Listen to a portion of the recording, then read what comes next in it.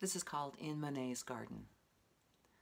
When we discuss art, November is not included.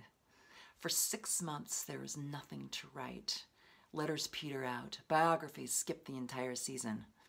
By February, even the snow fails to produce necessary tones of purple.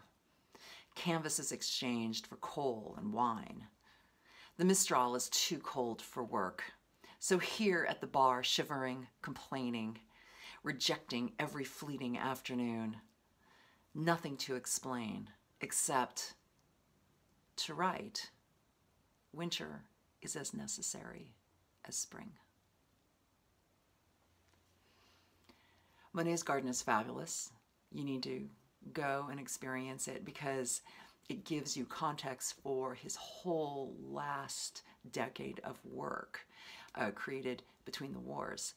And it's beautiful, fabulous. My big story with the gardens is that we rode bicycles to the gardens, and on the way back from the beautiful gardens, and at a very large barn filled with multitude of items that you can purchase that are covered with water lilies, which is a kick. I always appreciate that. My mother got a watch with a water lily that was on the second hand going around and around and around. She loved it, by Swatch. On my way back, I fell from my bicycle and broke my wrist. I was there, that was the second day into a 2-week trip. And so I didn't want to ruin the trip and I didn't want to make a big scene. So I went through the entire 2 weeks self-medicating. I drank a whole lot of French wine at lunch and dinner. I'd walk into dinner and order a martini and a bag of ice. And I did it, I made it. And I went back to the States, returned to the States, went to the doctor, and they said, so I said, I think my wrist is, sprained. And they took a x-ray and they said, no, you fractured that in 3 places. How long have you been walking around with this?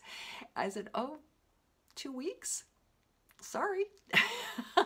But it worked, and I was in a cast for the rest of the summer.